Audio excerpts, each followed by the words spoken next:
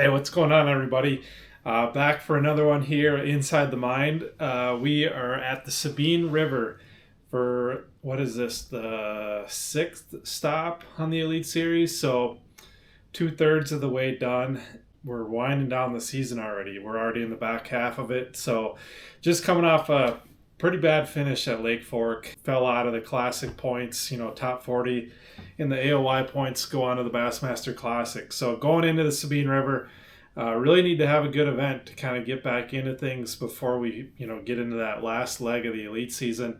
A little background on kind of conditions, the days prior to us showing up for practice, they got a big push of rain down there in Orange, Texas, and the upper end of the Sabine River, kind of from the Toledo Bend Dam down to about Orange, Texas, was really flooded out. Water was way up in the trees. The campground we were staying at was up in that area. You could really see it up into the trees there. And so I was really curious to see what the rest of the river was going to look like. And surprisingly, downriver, south of Orange, once you got into the bayous, Taylor's and Adams, Cow Bayou, they actually looked pretty normal except for high tide. You got into a low tide situation, which we kind of had in the mornings of most days of practice and into the tournament.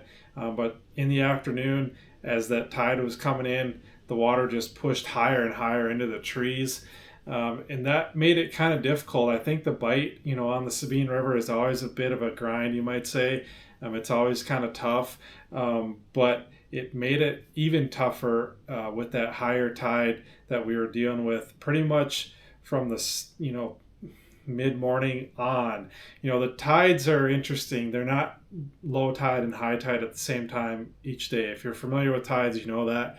If you're not, for example, low tide might be at 6 a.m. on Monday, and on Tuesday, low tide is going to generally be at 7 a.m.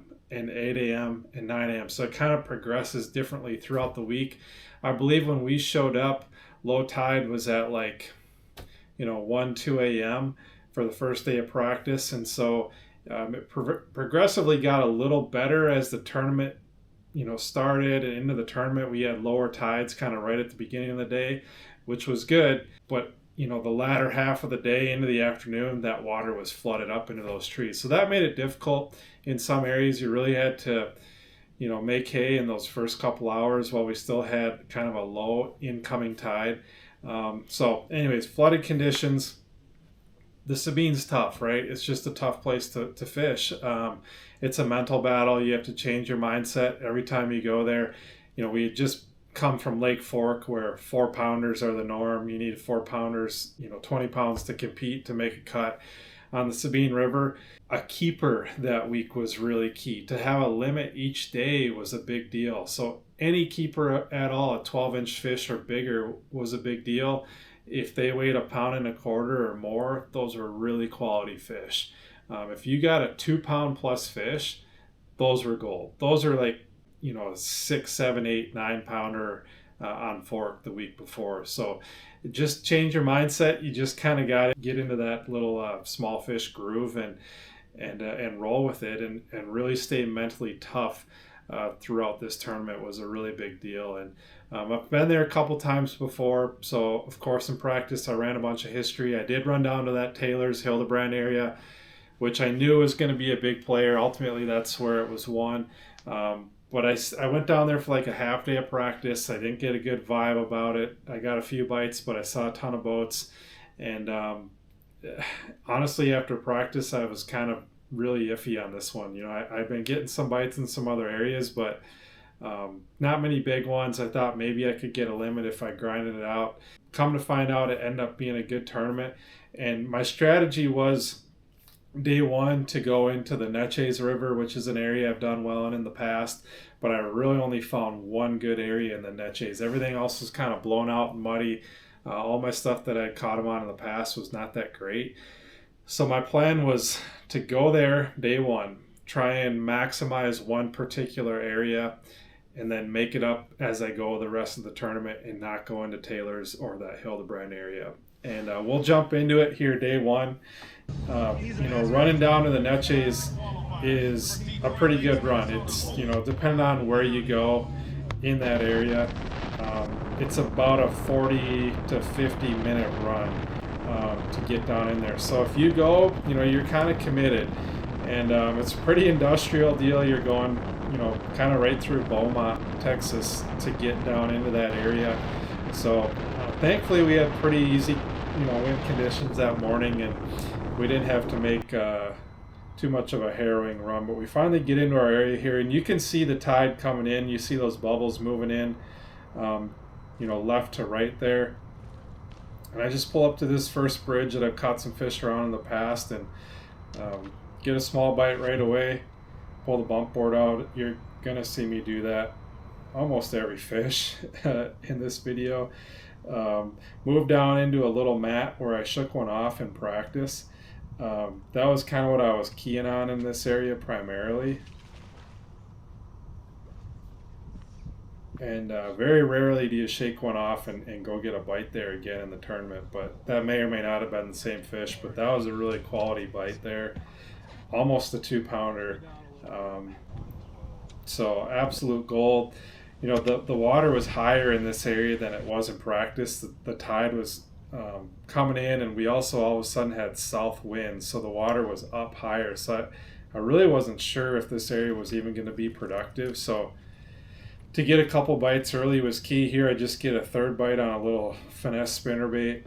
That spinnerbait's been really good for me in the past. It's just a little Bassman spinnerbait, 1/2 ounce, small, compact, little small keeper, about a pounder. I put a little Crush City 3-inch mare on the back of that too, just to give it a little bit more profile for them to grab onto. Now we work our way all the way in the back of this thing. I'm fishing new water at this point. Yes. Get a really nice bite in a stretch I've never been to before. Same area. Gosh, when I saw that one, I was like, Oh, nice. please come in the boat. All right. Good one. It's a good bayou bass right there. Yeah. That's the best one I've seen all week. Close to it. That one was like 2 1/4 or so, 2 1/2 in that range. I tell them to put 2 in, but it's a little bit bigger than that. I was just flipping a little creature bait, little 3-inch creature bait.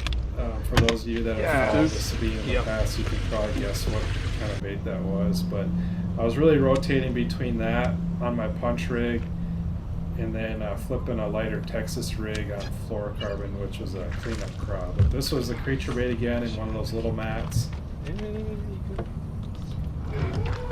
Once again, you guys, these are not big fish, but a 12-incher is usually 12 ounces to a pound, which in the grand scheme of things is, you know, that's a big deal. That's several places on the Sabine River. So any keeper I'm super happy about. It's only about 10:30 right now, and I've got my limit in the boat. Ran to the net chase, hunkered into one area, put a limit in the boat, which was I leave that area and I run to some other stuff here in the net chase that I didn't practice in. I just figured I'd maybe take a little gamble in an area where I've caught some in the past. As you can see, this area is high, never get a bite. So I actually worked my way back across. This is the big lake kind of between the net chase and Orange. We had a little bit of wind there to cross that place. But I worked my way back into more of like a community area closer to the ramp here. Had a couple bites in practice, so I just figured I'd be real thorough the last hour and a half, 2 hours. You know, steaming hot, 95, 100-degree days down there, no wind. Just kind of grinding at the end of the day to try and get a couple more bites. Ultimately, it never happened for us. But I didn't want to burn water that I felt like I would need the rest of the days, so I just kind of went into a community area and tried to make it work there at the end. Boat on the trailer, and you know, that's the end of our day one. We had a pretty good day. You know, I know it sounds weird. We had 7 pounds something. I'll have to look. I'll put it in the video. 7 something, I think. And I believe we were sitting like in the top 25, top 30, So I was super happy with the day. You know, my goal was to go to that area, hunker in, maximize it, you know, not really save anything per se. I was just going to go there, fish it real thorough, and end up working out. The water, like I said, was definitely higher in that zone than it was in practice. We had a southerly wind plus the incoming tide. We didn't really have southerly winds in practice, but when the wind's out of the south and an incoming tide, it just blows more and more water in there. So a lot of those little isolated mats that I was punching were kind of gone, but there were a few left, enough to get some decent bites, and then we went into that little back area and caught that one that was 2.25 to 2.5 pounds. So really happy with the day. But now, you know, we need to back it up. So let's get started here on day 2. Like I said, I was going to run new water and kind of make it up as we go. So we actually run to an area that I had a couple bites in practice, and right out of the gate I missed one on a frog there. This was like a little cut bank. I don't know if there was a shad spawn going on this little bank or what it was, but this little probably 10-yard section, you see I missed another one there. I don't know if it's the same fish, but I shook 2 off there in practice. I caught one there in practice. I just missed 2 bites. Flipping the same one now the 3rd time. Hook up and that fish comes off. So not a great way to start. I actually double back, and this is the same bank, so I worked my way down, and then I came back to this same little stretch just to see if I could pick up a fish. And I'm just flipping, I think this is actually the cleanup craw that I'm flipping here on a little 1/4 ounce weight.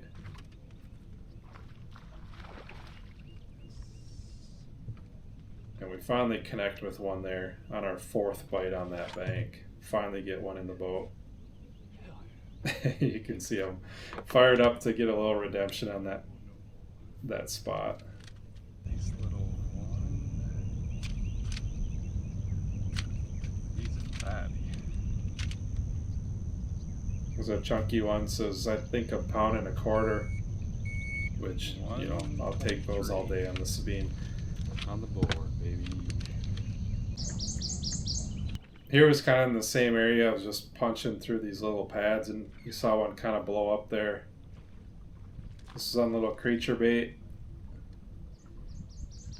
Doesn't even look like a keeper, but we pull the board out, and it actually weighs or measures just over 12 inches. So I think it weighed whatever, 12, 14 ounces, which I know that sounds silly, but on the Sabine that can be 5 to 10 spots. So, and you guys, I literally had, there's just a little tiny one.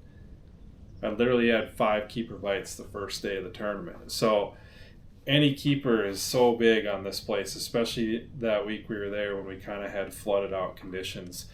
This is a stretch where I had my biggest bite in practice. It was in that same area. Super pretty looking water. You can see it's kind of got a darker clear look to it.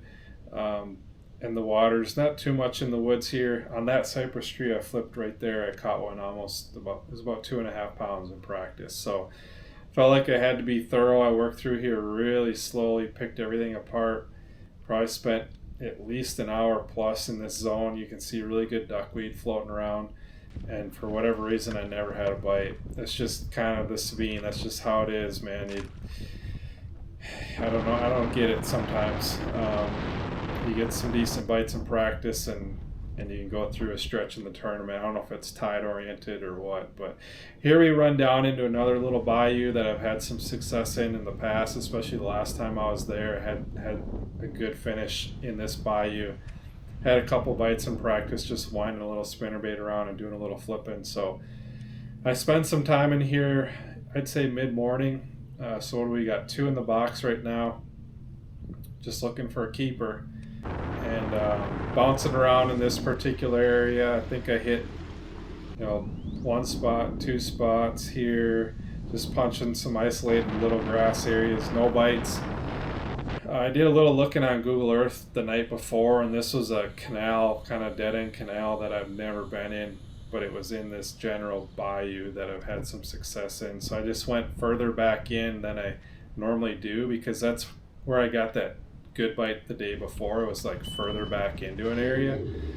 So I just figured I'd try it, but ended up just being a big waste of time, or way back in this thing. So it was about 4 or 5 feet in the middle of this channel, so I just put her on pad and buzzed out of there instead of wasting all that time idling back out of this thing. But I was just trying to take a gamble, fish new water, try and put a keeper in the boat.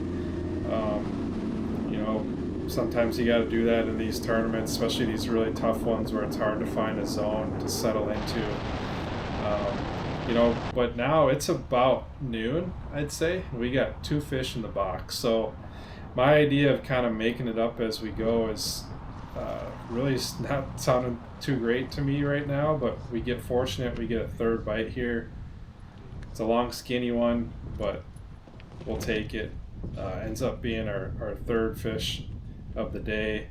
I'm feeling a little better about fishing new water now. What I say is about noon, 12:30. Just flipping and punching some grass mats. Here I get a bite, try and swing it. Comes off. These smaller fish on the Sabine are really unique in terms of like hooking them and landing them. It's just, you try and, like there I tried to be a little more ginger with it, try and not pull it too hard like I did before and I lose it. You know, you're swinging, these fish are not very big and you're setting the hook hard, and sometimes you're just pulling it like down and pull it almost right into the boat. It just is a little bit awkward. You know, we're so used to setting on 1.5 plus 2, you know, 2+ pound fish that, you know, kind of sit there when you set the hook on them, and these things come flying out of the air, and it actually can be kind of difficult to land them at times. You can see here, this will be my 5th fish of the day. Look at that, right over the boat. Almost lose the thing. Golly.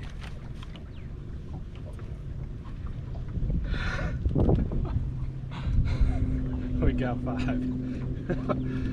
Oh, Sabine. Nice one. So 1.46. 1.46. We finally get our 5th keeper in the boat, and it's about 1 o'clock. So it's been a grind to get 5. And there's a ton of these ones in the Sabine. We caught a bunch of them. I didn't show a lot of them just for video length's sake, but a lot of these small 8 to 10 inchers in this system just make for real awkward hook sets. And anyways, we're running some new water here again.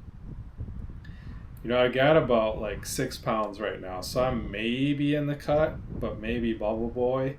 So I'm just really trying to stay focused, run some new water, do the best that I can to just stay in it, right? It's hot. We're not getting many bites. I'm happy to have a limit, but it took me till 1:30 to put one in the boat. We may or may not be inside the cut right now. Just trying to do our best to stay in it, run new water, and try and grind, because the Sabine will definitely make you do that for sure. So we buzzed way back into another, you know, dead end cut there.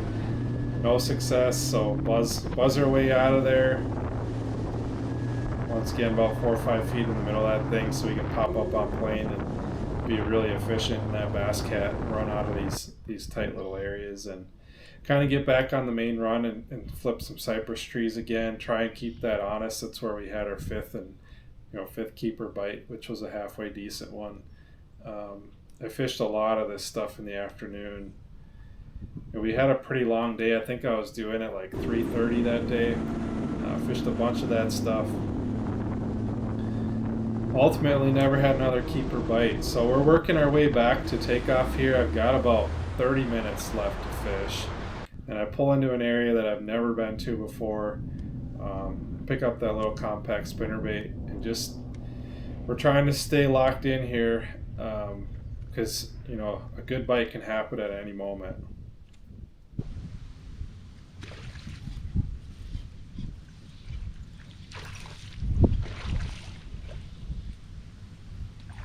Oh, yes! Yes! Woo! Yeah, baby! What a tank! What a freaking tank! Yes! 3-pounder. Oh my gosh! Oh my gosh! Boom, baby!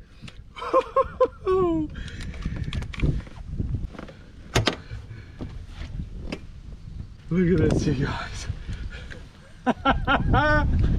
Oh my gosh.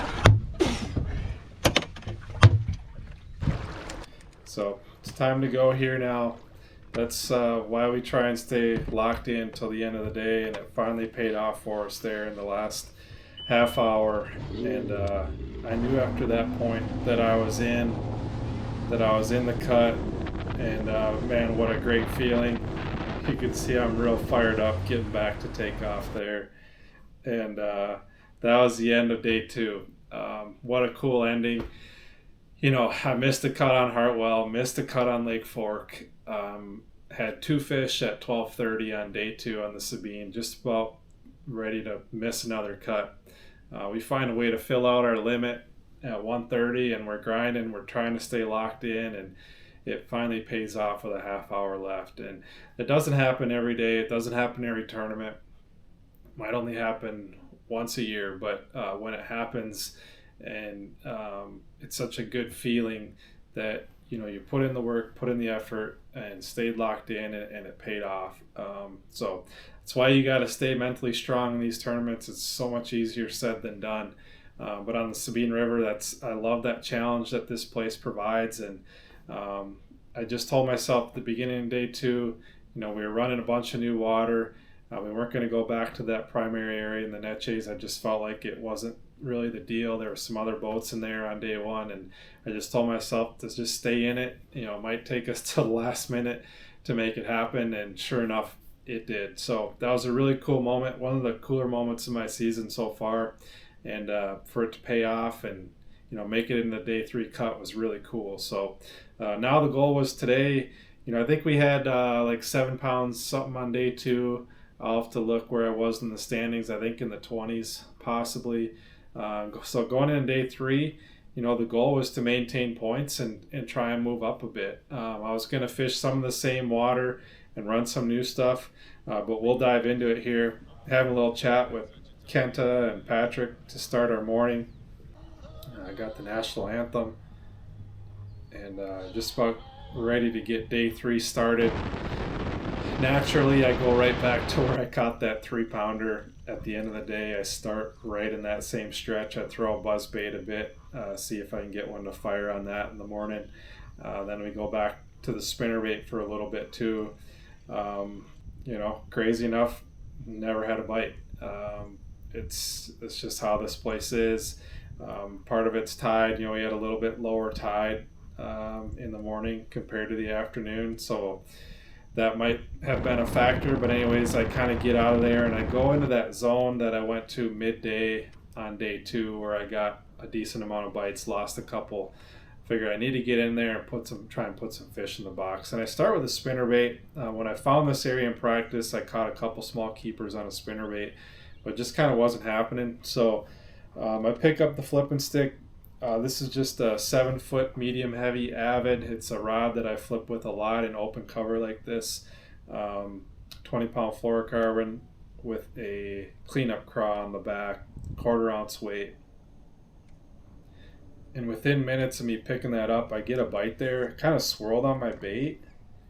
I didn't feel that fish, so I re-rig the bait back up to that same spot and throw right back in there.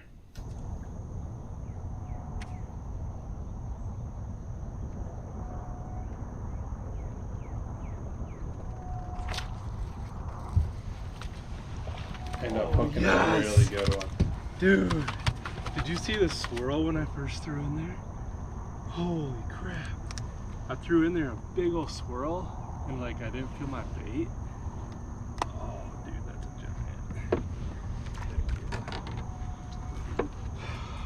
Freaking pig.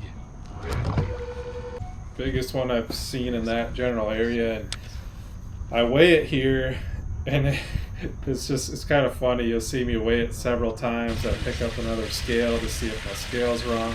It just looks way bigger than what my scale's saying. It was like it was almost a 3-pounder on my scale. It was like 270, 275. But I could have swore it was over 3 pounds. I think that was just a factor of me catching a bunch of small fish all week on the Sabine. I just thought this fish looked so much bigger.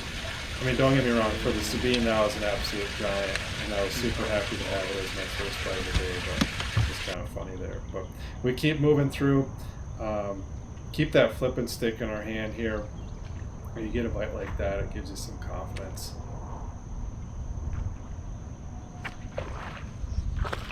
Put another small keeper in the boat on the cleanup craw. So we're up to 2 fish. Got a death grip on that thing as we're moving the boat out from the bank here. Every keeper is so precious on the Sabine River, and you know, treat everyone like they're a giant for sure out there. 12 ounces, so just under a pound.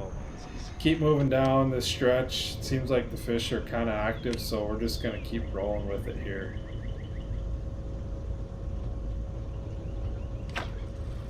Get another nice one. Nice one for the Sabine. I think it was like, I think that's like 1.25 pounds or something like that on the cleanup craw again.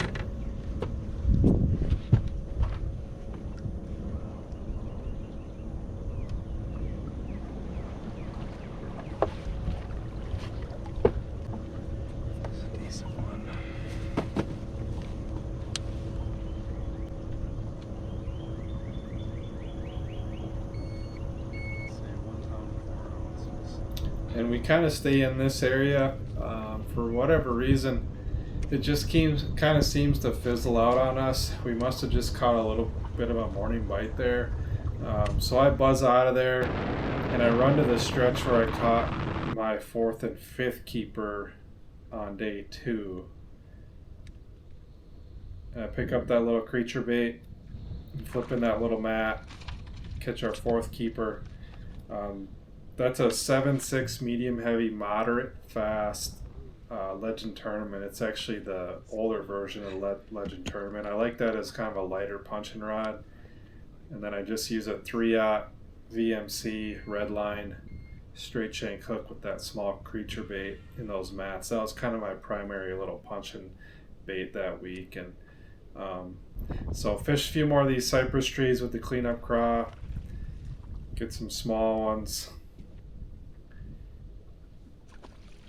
Now I'm running new water here midday.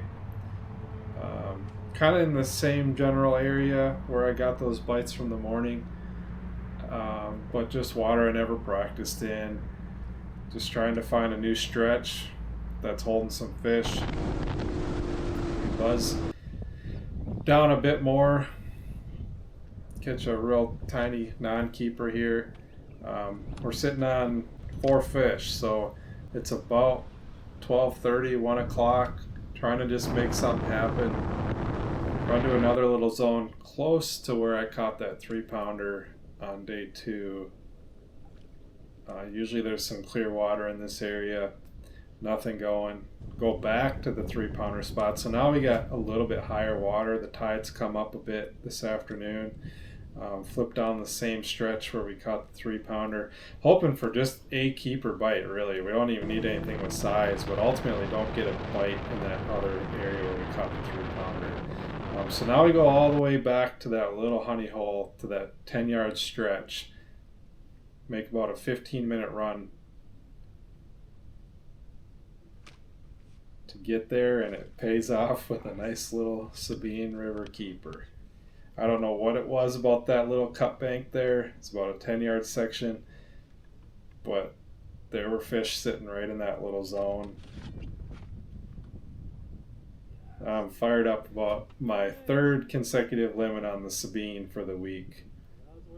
So right about 1 pound, nothing special, but we're fired up about it. Never get another bite in that area. Ran 15 miles to get up there. one bite in a 10-yard stretch, never had another bite. So we buzz out of there. I take a little bit of a gamble here, running way back into a little dead-end chute that I found in practice. It took me a long time to get back in here. It's like a 4-mile run through that chute, but I caught one that was like 1.75 pounds back here in practice. I had no intentions of coming here in the tournament, but it wasn't too far from that little cut bank area, and I figured since I had my limit, I was going to gamble and run all the way back here. I had about an hour left to fish. So I try and be really thorough. There's a bunch of little cut bank in this little stretch, and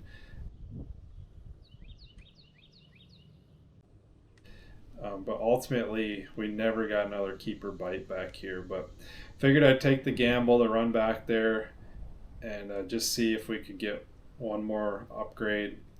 You know, those are the things you got to do sometimes late in the day to gain some points, but ultimately it never happened. So we buzz out of there, make our way back to takeoff, and that's a wrap on the Sabine River.